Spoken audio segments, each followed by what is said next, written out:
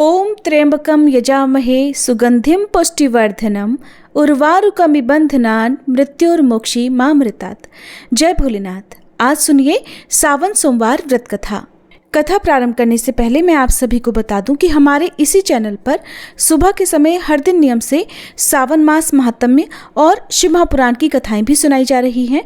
अगर आपको ये कथाएं सुनना पसंद है तो एक बार आप इन वीडियोस को भी जरूर देखिएगा। पौराणिक कथा के अनुसार प्राचीन समय की बात है। एक गांव में एक साहूकार रहा करता था। साहूकार धनी था, उसके पास अथाह धन दौलत थी, लेकिन उसकी कोई संतान नहीं थी। साहूकार भगवान शिव को प्रसन्न करने के लिए सोमवार को व्रत रखा करता था और व्रत के दौरान वह विधि पूर्वक भगवान शिव और देवी पार्वती की पूजा और शाम को प्रदोष काल के समय शिवलिंग पर दीपक भी जलाता था।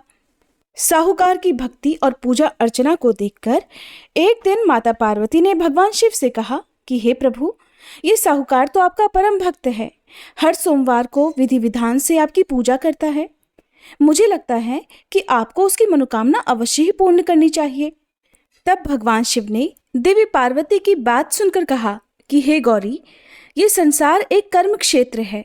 जैसे एक किसान अपने खेत में बीज बोता है तो कुछ समय बाद उसे पेड़ मिलता है, ठीक उसी तरह इस संसार में आदमी जैसा भी कर्म करता है तो उसे उसका फल भी वैसा ही मिलता है। लेकिन माता पार्वती ने भोले भंडारी से दोबारा आग्रह किया और कहा, हे नाथ, फिर भी आप इसकी मनोकामना को पूर्ण कर दीजिए, क्योंकि ये आपका परम भक्त है। और अगर आप ही अपने भक्तों की इच्छा को पूर्ण नहीं करेंगे तो फिर भला भक्त आपकी पूजा आराधना क्यों करेंगे।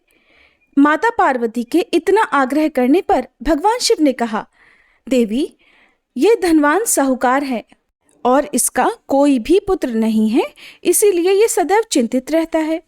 हालांकि इसके भाग्य में किसी संतान का योग नहीं है, परंतु आपके आग्रह करने पर मैं इसे पुत्र प्राप्ति का वरदान देता हूँ। लेकिन इसका पुत्र केवल 12 साल तक ही जीवित रहेगा, मैं इससे ज्यादा कुछ नहीं कर सकता हूँ। फिर एक रात भगवान शिव ने साहूकार को स्वप्न में दर्शन दिए और कहा कि उसे जल्द ही पुत्र की प्राप्ति होगी, लेकिन उसका पुत्र दीर्घायु नहीं बल्कि केवल 12 वर्ष तक ही जीवित रह पाएगा। ये बात सुनकर साहूकार ना तो प्रसन्न हुआ और ना ही ज्यादा दुखी हुआ। स्वप्न में सब कुछ जानने के बाद भी साहूकार ने पूजा अर्चना जारी रखी और कुछ दिनों बाद साहूकार की पत्नी गर्भवती हो गई और उसने एक सुंदर बालक को जन्म दिया। बालक के जन्म से घर पर हर्षोल्लास का माहौल था, लेकिन साहूकार खुश नहीं था, क्योंकि उसे पता था कि उसके बालक का जीवन केवल 12 वर्ष तक का ही है और उसने किसी को भी ये बात नहीं बताई थी। जब वह बालक 11 वर्ष का हुआ तो साहूकार की पत्नी ने बालक के विवाह की बात साहूकार से कही, लेकिन साहूकार ने इस बात से इनकार कर दिया और उसे शिक्षा के लिए काशी भेज दिया। साहूकार ने बालक के मामा को बुलाया और पैसे देकर उन्हें बालक के साथ काशी जाने का आदेश दिया। साहूकार ने मामा भांजे से कहा कि वह काशी जाते समय रास्ते में यज्ञ कराते हुए और ब्राह्मणों को भोजन कराते हुए जाएं। दोनों मामा भांजे ने ऐसा ही किया। काशी जाते समय जिस रास्ते से मामा भांजे गुजर रहे थे, उसका राजा अपनी पुत्री का विवाह एक ऐसे राजकुमार से करवा रहा था जो काना था। उधर दूल्हे का पिता इस बात से चिंतित था कि अगर दुल्हन पक्ष को पता चल गया तो राजकुमारी विवाह के लिए मना कर देगी। इसलिए उसने जब साहूकार के पुत्र को देखा तो उसने सोचा कि मैं अपने बालक के स्थान पर तोरण के समय इस बालक को बिठा दूंगा और दुल्हन के पक्ष वालों को पता भी नहीं चलेगा। दूल्हे के पिता ने साहूकार के पुत्र को इस बात के लिए तैयार किया और वह बालक तैयार हो गया। इस तरह उस बालक ने दूल्हे के कपड़े पहन लिए और घोड़ी पर चढ़कर तोरण की रस्म को पूरा किया। तोरण के बाद जब फेरों की बारी आई तो दूल्हे के पिता ने फिर साहूकार के पुत्र से अनुरोध किया कि वह दुल्हन के साथ फेरे भी ले ले, ताकि विवाह संपन्न हो सके और ये बात छुपी रहे। मामा राजी हो गए और विवाह समारोह भी संपन्न हो गया। विवाह संपन्न होने के बाद मामा भांजा काशी के लिए प्रस्थान कर गए, परंतु साहूकार के पुत्र ने दुल्हन के कपड़ों पर लिख दिया कि तुम्हारा विवाह तो मुझसे हुआ है, लेकिन तुम जिसके साथ विदा किए जाओगी वह एक आंख वाला आदमी है और मैं काशी शिक्षा ग्रहण करने जा रहा हूँ। जब राजकुमारी ने ये बात पढ़ी तो उसने राजकुमार के साथ जाने से इनकार कर दिया और अपने पिता से कहा कि ये मेरा पति नहीं है, मेरे पति शिक्षा ग्रहण करने काशी गए हुए हैं। जब सब जगह ये बात फैल गई तो मजबूरी में दूल्हे के पिता ने सारी बात सच सच बता दी और दुल्हन के पिता ने फिर बेटी को भेजने से इनकार कर दिया।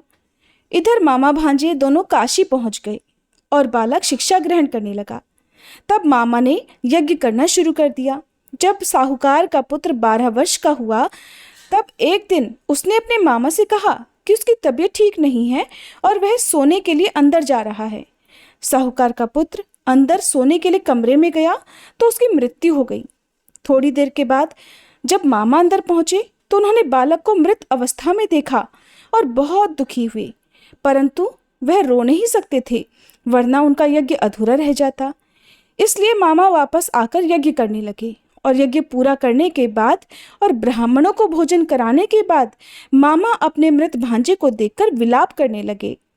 ठीक उसी समय उसी मार्ग से भगवान शिव और देवी पार्वती जी जा रहे थे। माता पार्वती ने किसी के रोने की करुण आवाज सुनी तो भगवान शिव से कहने लगी कि हे प्रभु, कोई मनुष्य रो रहा है, चलिए उसके दुख को दूर करते हैं। तब भगवान शिव और देवी पार्वती मामा के पास गए और उन्होंने जब मृत बालक को देखा तो हैरान रह गए, क्योंकि वह भगवान शिव के आशीर्वाद से जन्मा साहूकार का पुत्र था। माता पार्वती ने कहा, हे नाथ, ये तो साहूकार का पुत्र है जिसे आपने केवल 12 वर्ष तक ही जीवन जीने का वरदान दिया था, इसलिए आज 12 वर्ष की आयु पूरी होने पर वह मृत्युलोक को चला गया। देवी पार्वती ने मृत बालक को देखा तो उन्हें दया आ गई और भगवान शिव से हाथ जोड़कर कहने लगी, हे प्रभु, आप बस एक बार इस बालक को जीवन दान दे दीजिए, वरना इसके माता पिता जीते जी मर जाएंगे।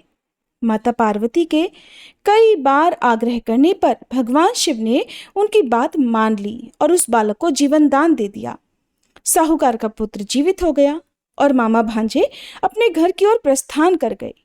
रास्ते में साहूकार का पुत्र उसी शहर से गुजरा जहां उसका विवाह हुआ था। दुल्हन के पिता ने बालक को पहचान लिया और मामा भांजे को लेकर महल में आ गए। फिर दुल्हन के पिता ने एक समारोह किया और अपनी पुत्री को धूमधाम से साहूकार के पुत्र के साथ भेज दिया। उधर जब साहूकार का बालक अपनी पत्नी के साथ घर पहुंचा तो उसके माता पिता अंदर कमरे में बंद होकर बैठे हुए थे। वो सोच रहे थे कि अगर उनका पुत्र सही सलामत वापस नहीं लौटा तो वो भूख प्यास से अपनी जान दे देंगे। तभी बालक के मामा ने कमरे के बाहर आकर उन्हें बताया कि उनका पुत्र जीवित और विवाह करके वापस आ गया है। साहूकार ने बालक को जीवित देखा तो खुशी से उसका स्वागत किया और साहूकार का परिवार इस प्रकार खुशी खुशी जीवन बिताने लगा। ये सब भगवान शिव की कृपा और सोमवार व्रत का ही प्रभाव था कि साहूकार का पुत्र अल्पायु होने के बाद भी दीर्घायु को प्राप्त हुआ। इस प्रकार जो भी भक्त सच्चे मन से भगवान शिव की पूजा करके आज के दिन इस कथा को पढ़ता है अथवा सुनता है और दूसरों को सुनाता है, भगवान शिव उनके सभी दुख दूर करते हैं, उनकी सभी मनोकामनाएं पूर्ण करते हैं। कथा समाप्त। उम्मीद है ये वीडियो आपको पसंद आई होगी।